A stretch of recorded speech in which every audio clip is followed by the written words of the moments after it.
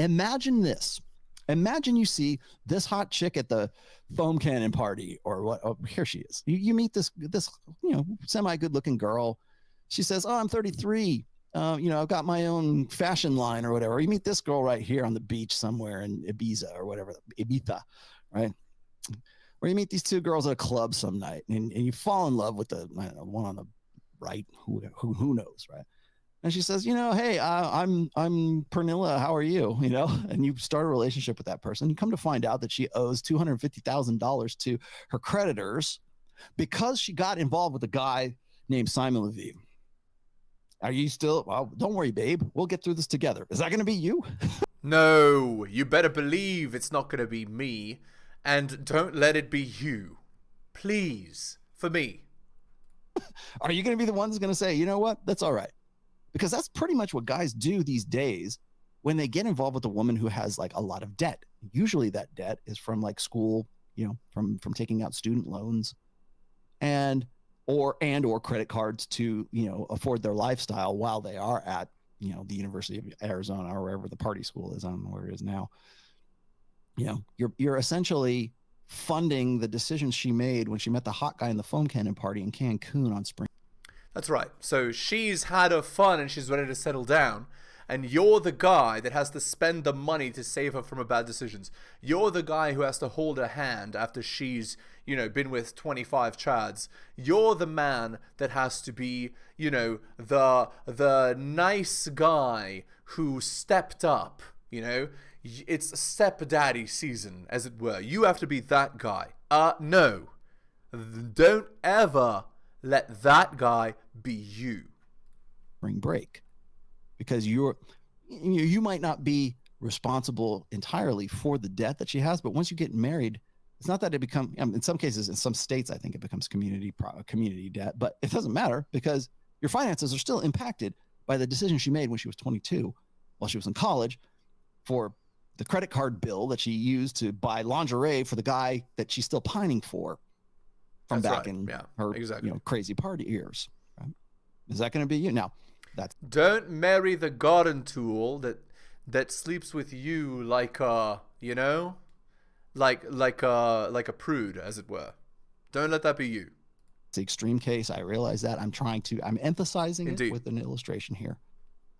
Are all women like that? No, I'm not saying that, but I'm saying that women hold a whole lot more debt than men do by the time they get to be 30 years old if they've gone through, because they're, statistically speaking, women take out more student loans than men do. I can show you the 2/3 more than men do. So when we look at student debt and you say, "Oh, well, a woman says, I'm looking for a guy who's my equal." Well, no, that's a lie. First of all, a girl is never looking for equal. Okay. Not all. 99.99% of the time, she's not looking for her equal. She's looking for a guy who's better than her. Taller, stronger, smarter, more money, faster, better friends, more connected. Better in every way. Hello and welcome to the Helios blog. My name is Helios, here for another reaction video. If you're new to the channel, liking the content. Hit the sub, hit all for notifications. If you'd like to support me, I do have a Patreon with exclusive content, newly revamped, posting weekly content, patreon.com/theheliosblog. Just go there and subscribe. Again, it's patreon.com/theheliosblog. You can also drop me a donation like Tom M here. Shout outs to him. Link is in the description. Let's continue. By that, do you mean a guy who has the same amount of debt that you have?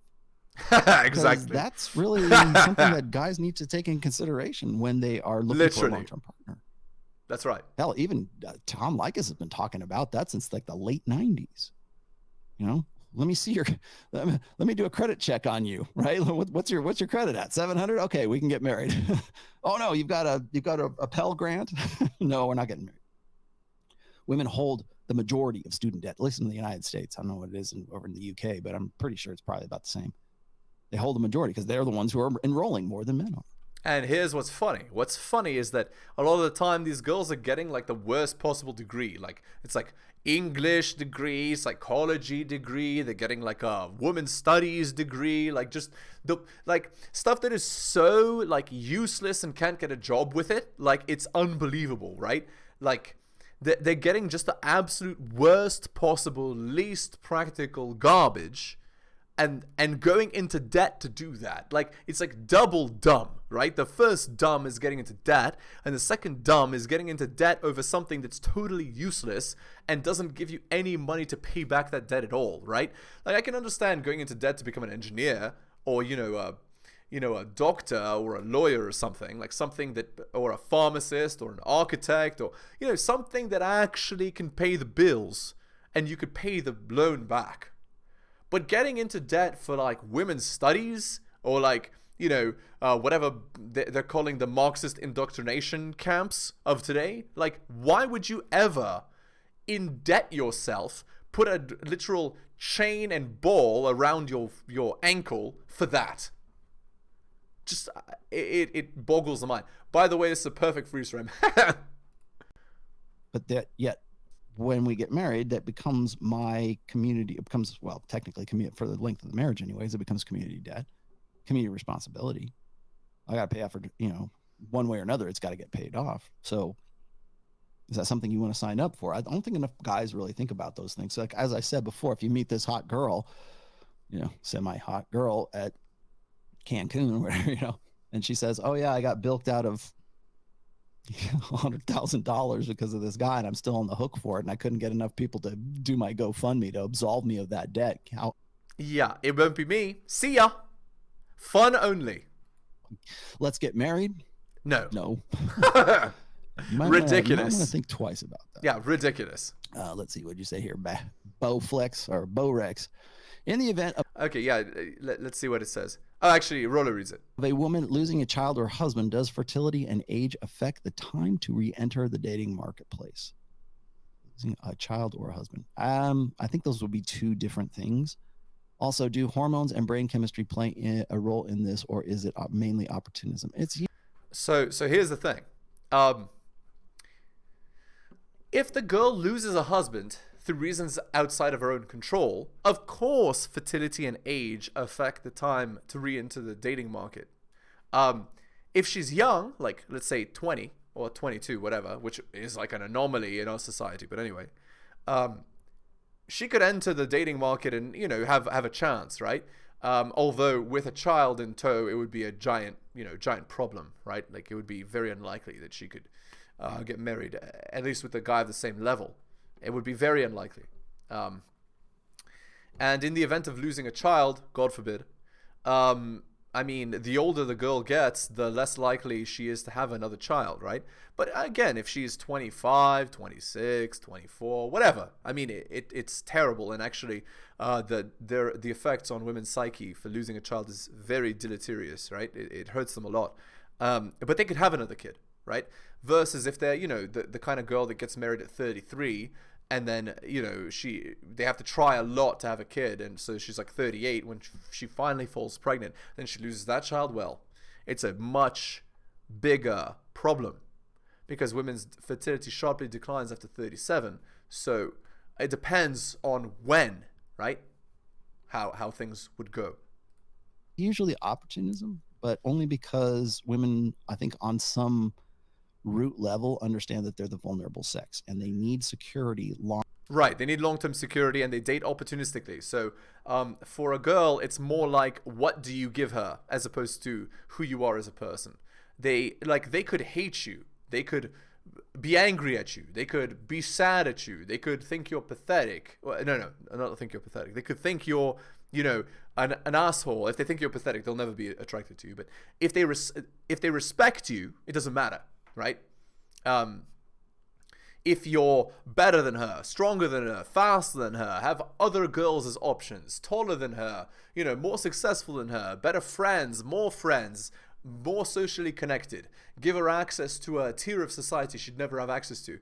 It doesn't matter if she doesn't like you. It doesn't matter if she thinks you're an asshole. It doesn't matter if, whatever, you piss her off one day, because women are opportunistic, right? So just keep that in mind. If you're a superior man and she can't do better than you, you're the best she's ever had, and the bedroom fun is good, the chances of her leaving you, even if she is mad at you, is like zero. it's more important for you to maintain those things than it is to maintain the girl's mood. I don't know if that makes sense.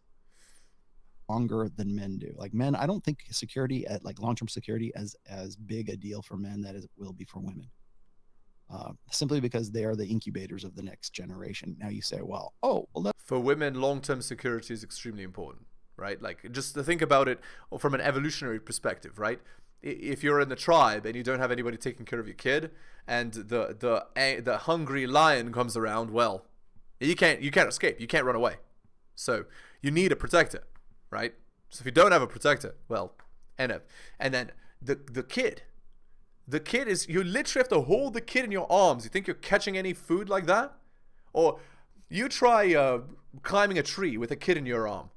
So what? You have to get your friends to take care of the kid, which puts you in debt to those friends while you go pick the apples and give it to do you see what I'm saying, guys? They need a provider. They need a guy to go out and hunt. They need a guy to give them the security. That's the point. And even in modern society, right? Think about it. Girl has a kid.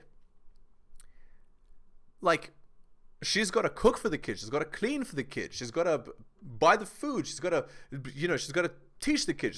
It's like, it's an overwhelming task to do that by yourself. And so many girls are like, oh, I'm strong and independent. I don't need a man. I'm going to do it all on my own. Yeah. Except the kid ends up having very terrible results, because think about how much time can be spent by two people versus one, right? How many resources can be provided by two people versus one? Or whatever, by one guy who makes a lot more money, and the girl is being the stay-at-home mom. So then the roles are specialized, right? The guy works to make the money, and the girl works to, make sure the child feels safe, make sure the child feels protected, make sure the child is well fed, make sure the child is clothed, make sure, there's food on the table, make sure, you see what I'm saying? The specialized role is actually better, but modern society forces most people into the first situation where both parents work, and the kid has to be taken care of by a third party instead of specialized roles, and it's a disaster. But anyway, this is why I make a case for conservatism myself. But that's just evolutionary psychology. It's not just that. It predisposes women to thinking in terms of, this guy's a good choice for my long-term security, and that feeds into the fantasy of lifestyle, of marrying that lifestyle. That's right. Women don't marry the guy, they marry the lifestyle. They don't marry who you are, they marry what you have, what you can provide. And I don't just mean the money you can provide. I mean the activities you do, it's everything. It's everything all together. It's the activities you do together, the places you go, the people you meet, the things you do, all of that. The activities you do. She marries all of that. It's not like she wants to be with that. It's not just, oh, he's such a nice guy or whatever. Although she'll tell her friends, oh, he's such a nice guy, except that's an insult. But you get what I'm saying. Oh, and the bedroom fun too. She marries that too. So if a woman loses a child or loses a husband, I would say for the child, that's going to fuck them up for a long time. Yeah, or forever. For a husband, depends on the guy. Oh, and I forgot to mention this. Women are much more intimately tied to the children than men.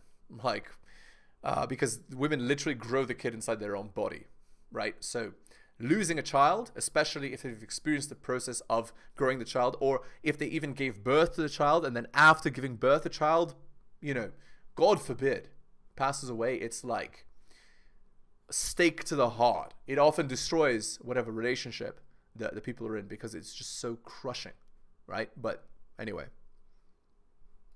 was the guy Pat Tillman? Was the guy like a confirmed alpha badass? Okay, let's go on to a Rollo article. I mean, we're listening to him speak. Let's read him right. The apologists. Okay, so posted this morning, Obsidian at Just 4 Guys had an excellent 10-question interview of Professor Michael Kimmel, who's been so concerned about the male anger simmering in the manosphere that he was distracted from a professorship of sociology and gender studies and executive directorship for the Center of the Study of Man and Masculinities at Stony Brook University, and he was forced by academic passions to write such titles as Guyland and Angry White Man, not to be confused with Stupid White Man. The open format interviews of semi-mainstream authors are starting to carve out a missing manosphere niche for J4G, so I don't want to steal any of that thunder with this post. But since angry manospherians was a topic du jour at Ant Giggle's echo chamber, oh my stars and garters! Tinder is really a hookup app populated by men and women who just want to sleep together. I thought I'd riff a little on a few of his answers that I think are the esteemed professor's most glaring problems. So here's one of his answers. But the real answer to your question is not why am I so different from other men, but rather how am I so similar to other men? I grew up breathing the same air, drinking the same water as you did. I believe firmly in the ideals of American democracy, and so I feel compelled as a citizen to speak out against inequality and injustice, supporting gender equality as right, fair, and patriotically American. So this is culturally Marxist stuff, right? If you've watched my video on Jordan Peterson on Marxism, it's straight out of that. He is correct.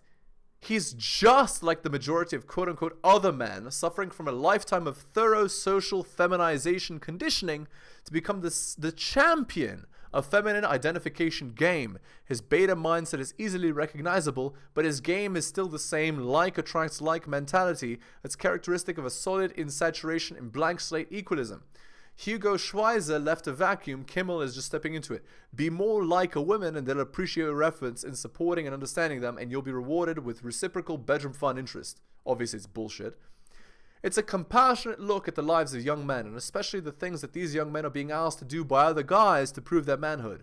And the argument of the book is that proving masculinity becomes a sort of relentless test for guys, and that is what we have to pay attention to. The book is sort of a catalog of how guys feel they have to prove it.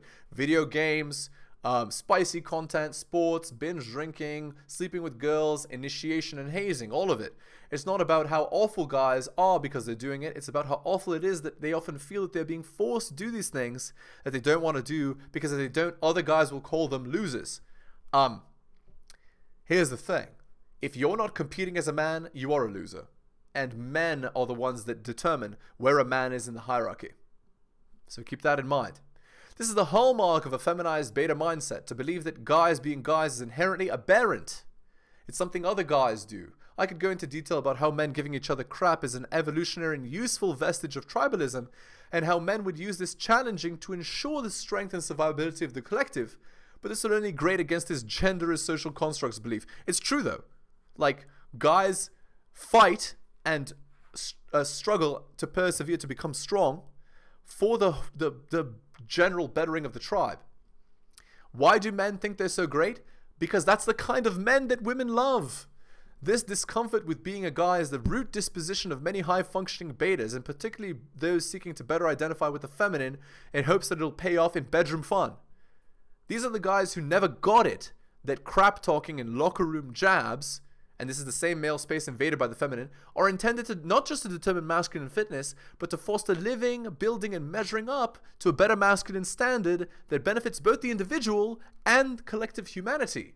Risk-taking, physical aggression, and physicality in general, ambition, team reliance, and individualism, they're all part of this masculinity. That potential for violence scares the crap out of men like Kimmel, but that potential is exactly what's in need for the survival and protection of the species, and it's also what women find attractive. Betas like Kimmel, who grew up in fear of alpha aggression instead of embracing and matching it, see bullying in every marginalized form of boys being boys, to say nothing of men being men when they reach adulthood, and still haven't figured out how to relate to men and the masculine, beyond what the easy answers feminization has provided for them. These are the men who would explain their feminine identification game as being a personality issue. I've always related better to women. For feminized male apologists, anything resembling an intrinsic understanding of masculinity is indistinguishable from hypermasculinity. Because of this embrace of feminine primacy, the professor is probably not the best equipped to educate men on issues of anger. As such, my guess is he cannot discern the difference between aggression born from anger and aggression as a vetting and honing mechanism of the male psychology. Alright, back to the video here. And she's going to pine, and she's literally an alpha widow, then yeah, that's right. You might watch out. But if the guy was predominantly a beta, did the guy kill himself? What was the conditions for that? In those instances, she'll bring a date to the funeral. Literally, so it depends on what the circumstances are. Yes, indeed. Hard to answer that one, but at least definitively. But that's the way I would answer it. Let's keep going.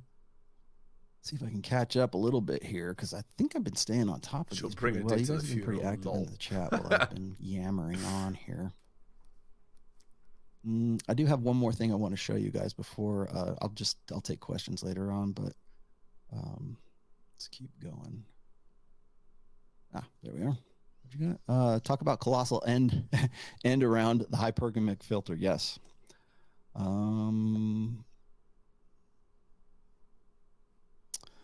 Let's keep going down a little bit. Oh, there you are. Oops, sorry. Where'd you put that? Oh, hey, it's Joe. Smiling Joe. I love my grandson. I love you, Oh, my grandson. That's hilarious. Okay. You get one. You're goddamn You right. get one of those. That was pretty good. Rollo, when's the good? Okay, I already told you when that's coming out. And let's go. Keep going. Oh, I got to the bottom. Okay.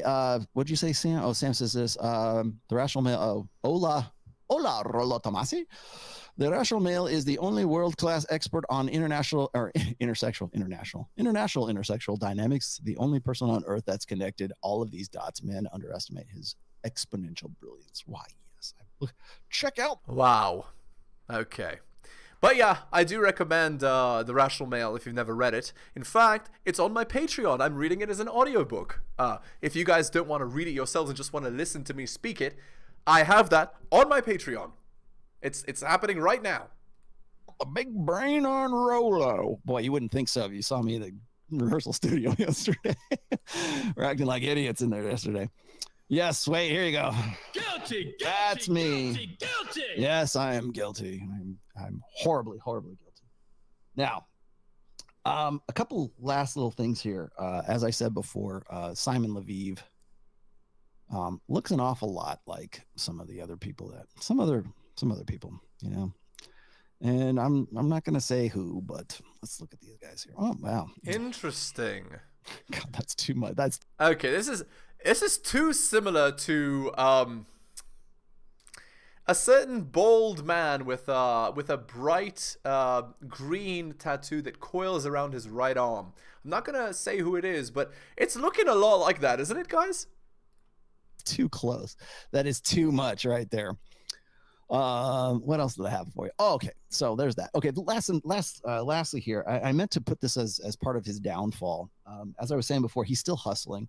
The guy decided that instead of hustling women, he's going to hustle other people. And now he's got an entrepreneur thing going on. I'm sure he's probably got some class. I'm sure he's got something on Gumroad pretty soon too. And he can teach you how to be a successful businessman, and is literally trying to pivot over to the positivity porn, the success porn hustle of a lot of other people. And I think that is kind of ironic. You want to talk about unironic or ironic? That's ironic. So there you go. Anyway, guys, let's go on to the Reddit post here. Girlfriend 22 female cheated on me, a 22 male, a year and a half ago. This isn't the typical style that one would call cheating, but it is in my book, and I'm not sure what to do. I sent my girlfriend streaks on Snapchat tonight, and curiously went through her messages with an ex of hers that has been quote-unquote just a friend. By the way, if your girl is still friends with her exes, you are a C-star CK, my friend. She is an alpha widow. She's going to sleep with those exes, and you're going to be the C-star CK that has to pick up the pieces. So don't be that guy. That is a gigantic red flag that the girl is for fun only. Just keep that in mind. So to preface this, she snooped through my Snapchats with friends of mine on multiple occasions, so this is only fair. I found a video she sent to him of her in new jeans, in which she shows off her bum, and over the next few months, several selfies of hers that he saved in chat. I just proposed to her 2 months ago, and I'm having severe second thoughts. Yeah, that guy's the alpha, and you're the beta. Because she's sending pictures to another guy while agreeing to marry you. So you are the security, the provisioning, the long-term security, and she's going to go and have a kid with this guy. Why have a kid with you? She's got the alpha in the bag. She's got him on Snapchat. By the way, Snapchat is a cancerous application. If your girl has Snapchat, gigantic red flag. Just keep that in mind. All right, 116 upwards.